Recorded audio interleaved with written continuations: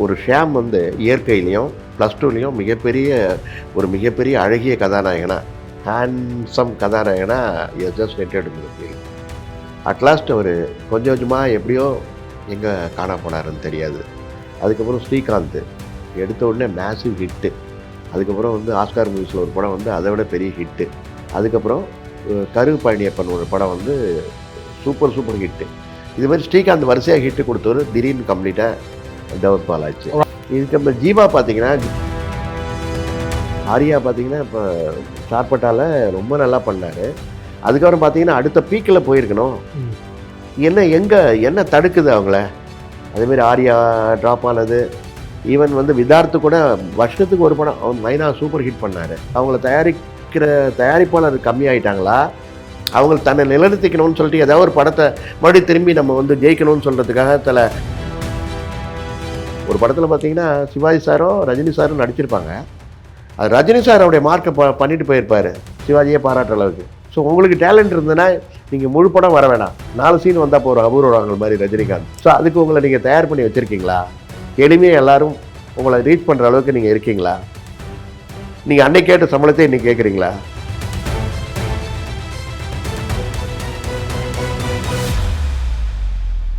Media circle நேயர்களுக்கு வணக்கம். இன்றைக்கு நம்ம நேர்காணலுக்காக இயக்குனர் பாரதி மோகன் அவர்கள் நம்மோடு இருந்திருக்கிறார். அவரோடு பேசலாம். சார் வணக்கம். வணக்கம் சார். தமிழ் சினிமாவில் ஒரு காலகட்டத்தில் கொடிகட்டி பறந்த நடிகர்கள் பார்த்தீங்கன்னா இப்போ ஆல் அட்ரஸ் எல்லாமே போயிட்டாங்க. உதாரணங்களாக பல நடிகர்கள் சொல்லலாம்.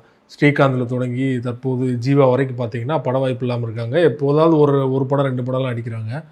முன்னணி நடிகராக வருவாங்கன்னு எதிர்பார்த்து ஏன் வந்து வாய்ப்பு இல்லாமல் போனாங்க? அதுக்கு என்ன காரணம் சார்? சார் அந்த காலத்துலேயே பார்த்தீங்கன்னா தேவர் ஃபிலிம்ஸில் ரஞ்சன் ஒரு பெரிய ஹீரோ பண்ணார். அவர் டைரெக்டாகவே வந்து புலிகிட்டு சண்டை போடுவார், குதிரை ஏற்றம், வாழ் வித்து எல்லாமே செஞ்சவர். அப்புறம் விஜயபுரி வீரன் ஆனந்தன் அவர் பண்ணார். அதுக்கப்புறம் பிரேமசீர், நாகேஸ்வர ராவ், இவங்க எல்லாம் என்ன தமிழில் வாய்ப்பு இல்லைன்னே அங்கங்கே போய் அவர் ரஞ்சன் பூர்வீகமான ஒரு ஹிந்திக்காரர், அவர் ஹிந்திக்கு போயிட்டார். பிரேம் நசீர் மலையாளத்துக்கு போயிட்டார். நாகேஸ்வர ராவ் இதுக்கு போயிட்டார். அதுமாரி அதுக்கு இருந்த நடிகர்கள் தங்களுடைய அளவுகோல் என்னன்னு சொல்லிட்டு அங்கங்கே போயிட்டாங்க.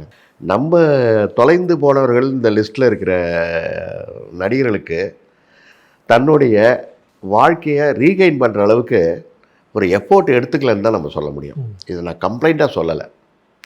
நீங்கள் நெடுக ட்ராவல் பண்ணி பார்த்தீங்கன்னா ஒரு ஷியாம் வந்து இயற்கையிலையும் ப்ளஸ் டூலேயும் மிகப்பெரிய அழகிய கதாநாயகனா, ஹேண்ட்ஸம் கதாநாயகனா just entered in the field. At last அவர் கொஞ்சம் கொஞ்சமாக எப்படியோ எங்கே காண போனாருன்னு தெரியாது. அதுக்கப்புறம் ஸ்ரீகாந்த் எடுத்த உடனே மேசிவ் ஹிட்டு. அதுக்கப்புறம் வந்து ஆஸ்கார் மூவிஸில் ஒரு படம் வந்து அதை விட பெரிய ஹிட்டு. அதுக்கப்புறம் கரு பழனியப்பன் ஒரு படம் வந்து சூப்பர் ஹிட்டு. இது மாதிரி ஸ்ரீகாந்த் வரிசையாக ஹிட்டு கொடுத்தவர் திடீர்னு கம்ப்ளீட்டாக டவுன்ஃபால் ஆயிடுச்சு. ஒரு ஆக்ஷன் ஹீரோ ஆதாரம் எடுத்தார், அதில் வந்து டவுன்ஃபால் ஆயிடுச்சு. இதுக்கு நம்ம ஜீவா பார்த்தீங்கன்னா, ஜீவா வந்து பிரசாந்த் தான் சீனியர் பொறுத்த வரைக்கும் பிரசாந்த் தான் பண்ணோம். பிரசாந்த் என்ன, அவர் வந்து has been handled by others. So அவருக்குன்னு ஒரு கிரியேட்டிவ், அவருக்குன்னு ஒரு வந்து கம்ப்ளீட்டாக இனிஷியேட்டிவ், தன் கேரக்டரை தானே போட்டி நம்மளே பண்ணிக்கணும் அப்படின்னு. ஏன்னா அந்த காலத்தில் அவருக்கு ஜீன்ஸ் பண்ணுறதுக்கு சங்கர் இருந்தார்.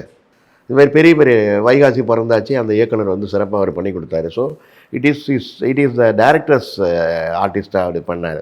ஸோ தனக்கானதை தானே உருவாக்கிக்கணும். அவங்க நல்லா நடிச்சிருப்பாங்க இல்லையா அந்த படங்கள்? நல்லா நடித்தாங்க. அதுக்கப்புறம் தியாகராஜன் சார் வந்து தான் கொஞ்சம் டிஃப்ரெண்ட்டான கேரக்டர் அவருக்கு கொடுக்க முடிஞ்சது. ஸோ இப்படி பண்ணுவாருன்னு அவர் செலக்ட் பண்ணி. ஆனால் அதுக்கு முன்னாடி கூட நீங்கள் பார்த்தீங்கன்னா மிகப்பெரிய வெற்றி படம் சார் நம்ம பிரசாந்த். ஒரு படம் வந்து பார்த்தீங்கன்னா அஜித் வரத்துக்கு முன்னாடி அவர் பார்த்தீங்கன்னா one of the best. Prashanth வந்து ஒரு மிகப்பெரிய ஒரு கார்த்திக் மாதிரி ஒரு ஹீரோவாக இருந்தார் அவர். ஸோ என்ன காரணமோ தெரில, ஜஸ்ட் கான். அஜித் விஜய்க்கு முன்னாடி பெரிய ஸ்டாராக இருந்தார் இல்லையா? அவர் பெரிய ஸ்டாராக இருந்தார். அஜித் விஜயத்துக்கு முன்னாடி அவர் வந்து டாப் ஆர்டிஸ்டாக இருந்தார். அவர்கிட்ட பெரிய பிஸ்னஸ் இருந்தது. ஸோ அதுக்கப்புறம் அவர் சீனியர் ஆர்டிஸ்ட், அவர் சீனியர் நடிகர். ஈவன் பார்த்தீங்கன்னா முரளி கூட தான் சீனியரு. இவங்களை ஓவர்டேக் பண்ணிட்டாங்களே மற்ற பின்னாடி வந்தவங்க. நான் முரளிக்கிட்ட ஒரு அணுகுமுறை இருந்தது. யார் போனாலும் முரளியை பார்க்கலாம், அவர்கிட்ட கதை சொல்லலாம். அவர் வந்து நானே ஒரு படத்துக்கு போயிருக்கேன் சார், ஒரு 50% பேமெண்ட்டை கம்மி பண்ணிக்கிறேன், ஒரு அட்வான்ஸ் மட்டும் கொடுத்துக்க, ஷூட்டிங் போகலான்ட்டார். இப்படி எளிமையை யார்ட்டையும் பழக முடியலையே இப்போ இருக்கிற நடிகர்கிட்ட. யாரும் படிக்க எல்லாம் அவங்களுக்கு முன்னாடி ஒரு பெரிய திரையை போட்டு வச்சுருக்காங்க.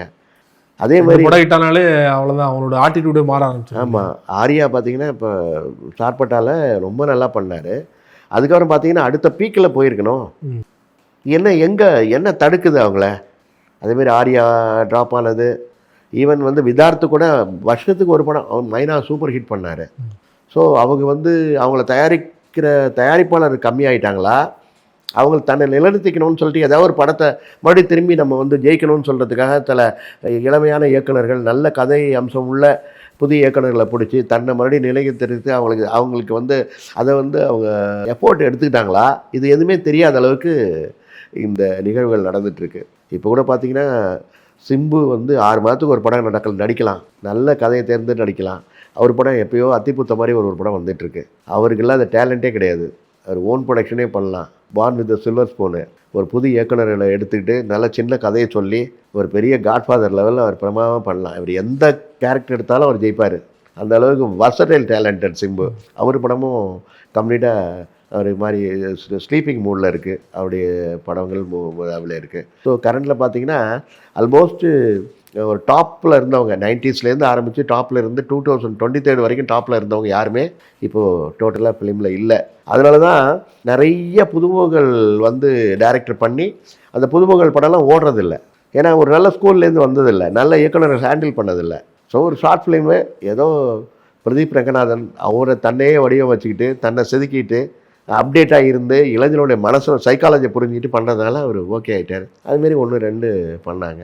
நான் விக்ரம் சார் பொறுத்த வரைக்கும் ட்ரெண்டிங்காக இருப்பார், அதுக்கான டெடிக்கேஷன் பண்ணுவார். கமல் சாருக்கு அடுத்தது நடிப்பில் வந்து கம்ப்ளீட்டாக ஃபுல் டெடிக்கேட்டடாக பண்ணுறது. எந்த கேரக்டர் இருந்தாலும் என்ன ரோலாக இருந்தாலும் சரி அந்த ரோல் மாடலாக ஒர்க் பண்ணுறதுக்கு விக்ரம் சாரை அடிச்சிக்கவே முடியாது. அதனால் என்றைக்கும் விக்ரம் சார் தான் அந்த மார்க்கெட் போயிட்டுருக்கு. அதனால தான் இப்போ வந்து இந்த தொலைந்து போனவர்கள் லிஸ்ட்டில் வந்து அவங்க முகவரியை திரும்ப பெறுவார்களா, அதற்கு அவங்க செய்ய வேண்டியது என்ன? சில பேர்லாம் கேரக்டர் ரோல் பண்ணி இப்போ வந்து விஜய் சேதுபதி கூட தான் பண்ணார், வில்லன் ரோல் பண்ணார். மறுபடியும் அடுத்தது ஒரு பெரிய ஹிட்டு கொடுக்கலையா அவர் மகாராஜாவில்? அவர் வில்லனாக பார்த்தாங்க. ஏன் கேரக்டர் இப்போ தான் அருண் பரவாயில்ல இந்த வில்லனில் பண்ணலான்னு வந்திருக்காரு. அதே டிசிஷன் வந்து ஜெயம் ராஜா எடுத்திருக்காரு, ரவி மோகன். அவர் இப்போ அடுத்தது சிவகார்த்தியின் படத்தில் வில்லனாக பண்ணுறாராம். ஸோ இப்படியெல்லாம் பரவாயில்ல அவங்கவுங்க தன்னுடைய கேரக்டரை மாற்றிக்கிட்டு எந்த கேரக்டர் கொடுத்தாலும் நம்ம பண்ணணும்னு சொல்லிட்டு வந்தாங்கன்னா ஆர்யா பிஸியாக இருப்பார், ஜீவா பிஸியாக இருப்பாங்க. யார் கதை வச்சுருக்காங்க, என்ன இயக்குனர்கள் வர்றாங்க, அதில் என்ன கேரக்டர் நம்ம பண்ணால் கூட நம்மளை நிறுத்திக்க முடியும் அப்படின்னு பண்ணிட்டு போகலாம். ஒரு படத்தில் பார்த்தீங்கன்னா சிவாஜி சாரும் ரஜினி சாரும் நடிச்சிருப்பாங்க. அது ரஜினி சார் அவருடைய மார்க்கை பண்ணிட்டு போயிருப்பார், சிவாஜியே பாராட்டுற அளவுக்கு. ஸோ உங்களுக்கு டேலண்ட் இருந்ததுன்னா நீங்கள் முழு படம் வர வேணாம், 4 சீன் வந்தால் போகிற அபூர்வங்கள் மாதிரி ரஜினிகாந்த். ஸோ அதுக்கு உங்களை நீங்கள் தயார் பண்ணி வச்சுருக்கீங்களா? எளிமையாக எல்லோரும் உங்களை ரீச் பண்ணுற அளவுக்கு நீங்கள் இருக்கீங்களா? நீங்கள் அன்னைக்கு கேட்ட சம்பளத்தை இன்றைக்கி கேட்குறீங்களா? இல்லை உங்களை தயார்படுத்தி உங்களை ஸ்க்ரீனில் இவனை படம் ஓடாத நிலைமையில் இருக்குது, நீங்களாம் வரணும், உங்கள் முகங்கள்லாம் ஜனங்க பார்த்து பழகிட்டாங்க. ஸ்க்ரீனில் ஆர்யா நடித்த படம்னு 6 மாதத்துக்கு ஒன்று வரணும், ஷியாம் நடித்த படம்னு வரணும், அதெல்லாம் நடித்த படம்னு வரணும். எல்லாம் கம்ப்ளீட்டாக டோட்டலாக படங்கள் வர்றதும் தெரில போகிறதும் தெரில. அதுக்கான ப்ரிப்பரேஷன் இல்லையா? நீங்கள் அதுக்கான கதை தேர்வு இங்கே மிகப்பெரிய பழைய கதையெல்லாம் தேர்ந்தெடுக்க வேணாம். எவ்வளோ அப்டேட்டடாக இப்போ நிறைய வெப் சீரியல் போகுது, ஜனங்க பின்னி படல் எடுக்கிறாங்க அதை பார்த்துட்டு. அதேமாதிரி நீங்கள் இதுமாரி உள்ளார வரலாமே? ஏன் இன்றைக்கி வரைக்கும் பார்த்திபன் பண்ணுறாருல, என்ன கேரக்டர் இருந்தாலும் பண்ணுறாருல, எத்தனை வருஷமாக கிட்டத்தட்ட 35-40 வருஷம் பண்ணிகிட்ருக்காரு அவர். சேரன் இப்போ தான் நரிவேட்டைன்னு மலையாளத்தில் போய் பண்ணிட்டு வந்திருக்காரு. தமிழ் குடிமகன் ஒரு படம் பண்ணார், இப்போ அடுத்தது ஒரு படம் பண்ணிகிட்ருக்காரு. ஸோ தனக்கு என்ன பண்ணணும், என்ன வருதோ அதை பண்ணலாம், தனக்கு என்ன வருதோ அதை பண்ணலாம். தனக்கு மக்களை எப்படி ஏற்புடையதாக எழுப்பாங்கன்னு நினச்சிக்கிட்டு அதை பண்ணலாம். அதுக்கான எந்த ஸ்டெப்பும் எடுக்காமல் தொலைந்து போனவர்கள் லிஸ்ட்டில் அவங்க இருக்கிறதுல உடன்பாடு இல்லை எனக்கு. அவங்களாம் எழுச்சியோட மறுபடி வரணும். ஏன்னா இவங்களுக்கு நம்மெல்லாம் சொல்லிக் கொடுக்க முடியாது, நம்ம அனுபவத்தை தான் சொல்ல முடியும். இவ்வளோ நாள் ஏன் காணா போயிட்டீங்க அப்படின்னு. ஏன்னா திருப்பி இயக்குநர்களே கேட்பாங்க, நீங்கள் ஏன் இவ்வளோ நாள் காணா போயிட்டீங்கன்னு. ஸோ நாங்கள்லாம் ஆசிரியர்கள் தான், நாங்கள் மாணாக்கர்கள் கிடையாது, ஆசிரியர்கள்ங்கிறது வழிகாட்டுறவங்க தான். அதனால் நாங்கள் நிறைய அப்சர்வ் பண்ணியிருக்கோம், நிறைய படிக்கிறோம், நிறைய விஷயங்களை நாங்கள் அங்கங்கே பிளாட்ஃபார்மில் பார்க்குறோம். நீங்கள் ஆன் ரோட்டில் வந்து எதையும் பார்க்க முடியாது. நாங்கள் தான் கோடம்பாக்கமும் சாலிகிராமமும் சுற்றுறவங்க, மக்களோட சைக்காலஜி தெரிகிறவங்க. அதனால் தேட்டரை பார்க்குறவங்க. அதனால் நீங்கள் மக்களோட வரணும், மக்களோட ஒன்றா சேரணும், அவங்களுடைய ரசனையை ஏற்றுக்கணும். இப்போ ஜனங்க என்ன அப்டேட்டில் இருக்காங்க, என்ன ரசனையில் இருக்காங்க, இளைஞர்களுக்கான படங்கள் எது இருக்குது, அதில் வித்தியாசமான கதைகள் எது இருக்குன்னு தேர்ந்தெடுத்து நடிச்சிங்கன்னா அவங்க வெற்றி பெறலாம். குறிப்பாக வாரிசு நடிகர்கள் பார்த்தீங்கன்னா பல இயக்குநர்கள் பல நடிகர்களோட வாரிசுகள்லாம் நடிக்க வந்திருக்காங்க. அதில் குறிப்பிட்டு சொல்லப்படி பார்த்தீங்கன்னா இசைசி அவருடைய மகன் விஜய் அவர்கள் பெரிய உச்சத்தில் இருக்கார். அதே போல் சிவகுமார் அவர்களுடைய 2 மகன்களுமே பார்த்தீங்கன்னா பெரிய அளவில் தான் இருக்காங்க, சூர்யா கார்த்திக் சார். சூர்யா கார்த்திக். ஆனால் மற்ற வாரிசு நடிகர்கள் நம்ம பாக்யராஜ் சொல்லலாம், பாண்டியராஜ் சொல்லலாம், உதாரணங்கள் நிறைய சொல்லிக்கிட்டே போகலாம். அவங்களோட மகன்கள்லாம் வந்து ஏன் சோபிக்க முடியலன்னு நினைக்கிறீங்க? என்ன காரணம் சார்? அதுக்கு ஒரு உதாரணம் வந்து டாக்டர் பாரதி ராஜா சார். அவர் மாதிரி ஒரு பெரிய ஸ்க்ரீன் பிளே அவரோட எழுதுகிறவங்க யாரும் இல்லை. அவர் மாதிரி ஒரு மிகப்பெரிய கதாநாயகர்கள் எல்லாரையும் கதாநாயகர்கள் உருவாக்கணே வருது. ஒரு மனோஜ்குமாரை அவரால் தயார் பண்ண முடியல ஒரு மிகப்பெரிய ஹீரோவாக. அது சில டேரக்டரோட டவுன்ஃபால் எப்படின்னு கேட்டிங்கன்னா இது மாதிரி மகன்களிட ஆரம்பிக்குது. ஏன்னா அவங்கள எப்படி ப்ராட்டப் பண்ணும் அப்படிங்கிறது சமயத்தில் மிஸ் பண்ணுறதுனால வருது. சரியாக ப்ராட்டப் பண்ணார் சிம்புவை பி ராஜேந்தர் சார். ஸோ அவரு கூட டவுன்ஃபால் இருக்குது. ஏன்னா ராஜேந்தர் ப்ராட்டப் பண்ணது கரெக்டாக இருக்குது. பட் சிம்பு வந்து தன்னை வடிவமைச்சிக்கிறதுக்கான அவர் என்ன வந்து மனநிலையில் தன்னுடைய படங்களை அவர் ஓஹோன் பண்ணிக்கிறார். இன்றைக்கி வந்து பார்த்திங்கன்னா சிவகார்த்திகேயனை விட சீனியர் அவர். கிட்டத்தட்ட விஜய் அஜித் லெவலில் சிம்பு சீனியர் அவர் மிகப்பெரிய ஒரு சூப்பர் ஸ்டாராக வர வேண்டியவர் தான் அது. ஸோ எது அவரை தடுக்குதுன்னு தெரில. அவர் மாதிரி டேலண்டட் யாருமே கிடையாது. டான்ஸ்லேயும் சரி, ஃபைட்லேயும் சரி, டயலாக் உச்சரிப்புலையும் சரி, ஆக்டிங்லேயும் சரி, அவர் வர்சடைல் ஆர்டிஸ்ட். அவர் டேரக்டரோட ஆர்டிஸ்ட்டு. அதனால் அவர் படம்லாம் 6 மாதத்துக்கு ஒரு படம் வெளியில் வரணும். அது ஓடுதோ ஓடலையோ மக்கள்கிட்ட அவர் நிறைய சேர்க்கணும். அதுவும் இதாக இருக்குது. அதேமாதிரி சத்யராஜ் சார் தன்னை அவரும் நல்ல நடிகர் தான். பட் அவர் நல்ல ஹைட்டு.